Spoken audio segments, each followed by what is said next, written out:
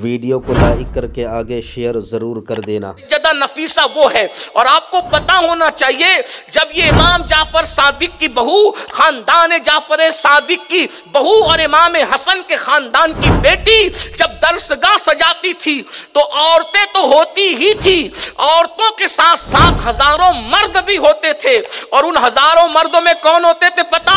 तुम्हारे मेरे जैसे नहीं, बल्कि नफीसा मिस्री से इल्म सीखने के लिए इमाम शाफई जैसे लोग भी आया करते थे। अगर शाफई को किसी ने शाफई बनाया है तो वो इमाम जाफर सादिक की बहू सैयदा नफीसा मिस्री है। क्या बात है, सुभान अल्लाह। पता चला इमाम आजम को इमाम आजम जाफर सादिक बना रहे हैं और जाफर सादिक की बहू शाफई को शाफई बना रहे हैं। इसीलिए इमाम शाफई ने इंतकाल के वक्त ये वसीयत की थी, जब मेरा इंतकाल हो जाए तो मेरा जनाजा नफीसा मिस्री की गली से ले जाना, उनकी गली से जनाजा गुजरेगा, उसी के सदक़े अल्लाह मेरी मग़फ़िरत फरमाए। अल्लाह अकबर, अल्लाह अकबर, अल्लाह। ये इल्म था उस जमाने की औरतों का। इमाम मालिक की बेटियां बालिग होने से पहले पूरी मुअत्ता इमाम मालिक को उन्होंने हिफ्ज़ कर लिया था, पूरी मुअत्ता को। बड़े बड़े मुहद्दिस मुअत्ता सुनाने के लिए आते और कहीं गलती करते तो वो इस तरीके से हाथ में हाथ मारती या छड़ी को जमीन पे मारती और अपने बाबा को इशारा करती, मुहद्दिस साहब गलत पढ़ रहे हैं, और फिर आप लुकमा देती। ये उनकी इल्मी सलाहियत है। आइए अब बात समेटते हुए आखिरी बात, सैयदना सईद इब्ने मुसय्यिब ये ताबई हैं और ये मौला अली के शागिर्द हैं। सईद इब्ने मुसय्यिब, मैं पहले इनका तारुफ करा दूं। इन्होंने सारी तालीम, ये बहुत बड़े ताबई हैं। सईद इब्ने मुसय्यिब ये मौला अली के शागिर्द, डायरेक्ट शागिर्द हैं। और मौला अली के शागिर्द बाबे मदीनतुल इल्म के डायरेक्ट शागिर्द कितना पढ़ाया होगा। ये वही हैं सईद बिन मुसय्यिब के वाक़े करबला के वक्त जब यजीद ने गुंडागर्दी की और मदीने मुनव्वरा को उसने 3 दिन के लिए हलाल किया, मस्जिद नबी शरीफ में घोड़े बनवाए, सब जो आप मुहर्रम शरीफ में सुनते हैं। तो उस वक्त सईद इब्ने मुसय्यिब कहते हैं कि मैं पागलों की एक्टिंग करके मदीने में घूमता था कि हो क्या रहा है जरा देखो। तो वो कहते हैं कि 3 दिन, हालांकि वो पागल नहीं थे लेकिन उन्होंने ऐसी शक्ल बना ली थी और उनको पकड़ा भी मारा भी, लेकिन उन्होंने दीवानों जैसी पागलों जैसी हरकत की तो पागल समझ के छोड़ दिया। तो वो सब देख रहे थे क्या क्या हो रहा है। तो उस वक्त हज़रत सईद बिन मुसय्यिब कहते हैं मैं मस्जिद नबवी में जाता नमाज के वक्त, 3 दिन तक नमाज नहीं हुई, लेकिन कहते हैं कि जब अजान का वक्त आता तो कब्र रसूल से मुझे अजान की आवाज़ आती। क्या बात है, सुभान अल्लाह। और जब नमाज का वक्त आता तो कब्र रसूल से नमाज की आवाज़ भी आती। बल्कि सईद इब्ने मुसय्यिब कहते हैं उसी को देखकर मैं अंदाज़ा लगाता कि नमाज का वक्त आ गया और मैं उस नमाज के साथ नमाज पढ़ता। ये सईद बिन मुसय्यिब उनकी बेटी थी, सईद बिन मुसय्यिब की बेटी। इतना पढ़ाया था, इतना पढ़ाया था बेटी को, कितना पढ़ाया था भी आप सुनेंगे तो समझ में आएगा।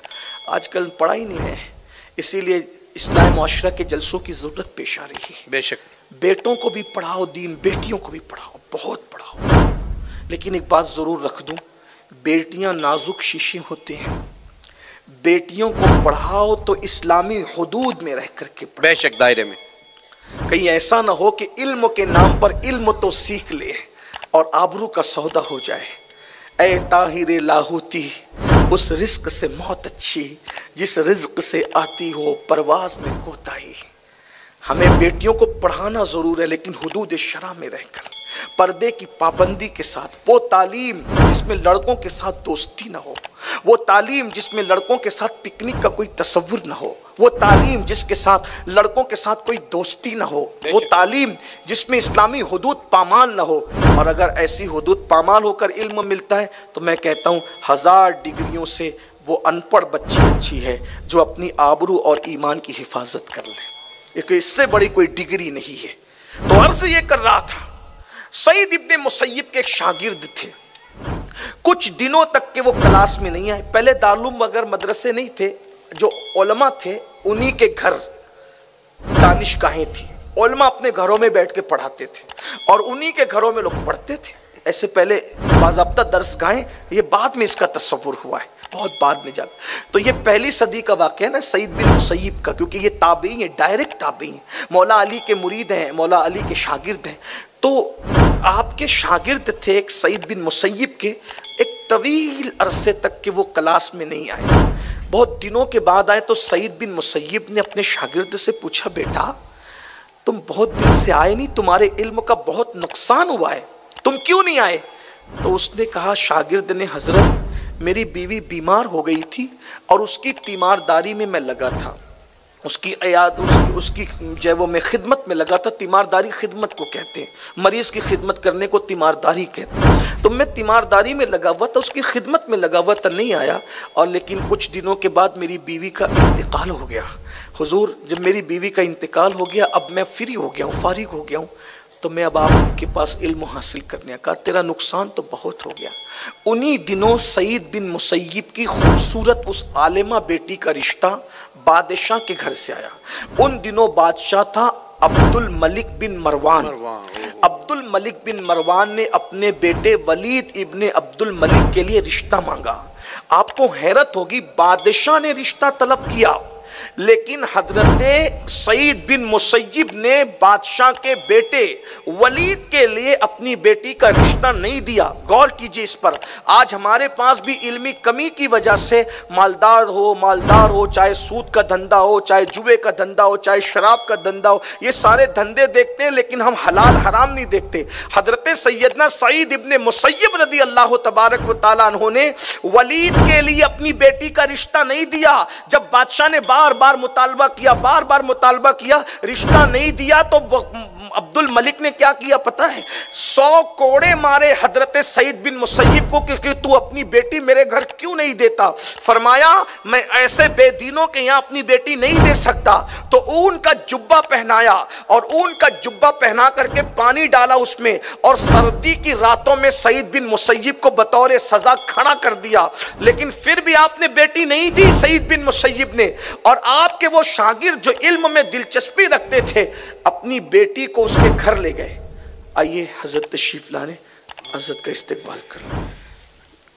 नारे तकबीर, नारे रिसालत, उलमाए अहले सुन्नत, हुजूर दाइये कबीर, हुजूर दाइये कबीर।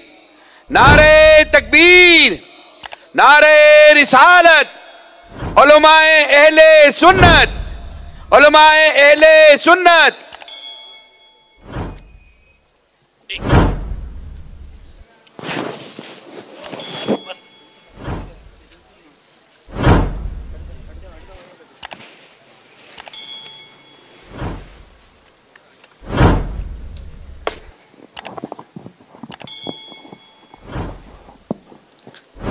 नारे तकबीर, नारे रिसालत, उलमाए अहले सुन्नत, उलमाए अहले सुन्नत, हुजूर दाइये कबीर, हुजूर दाइये कबीर। आइए हजरत तशरीफ लाइए।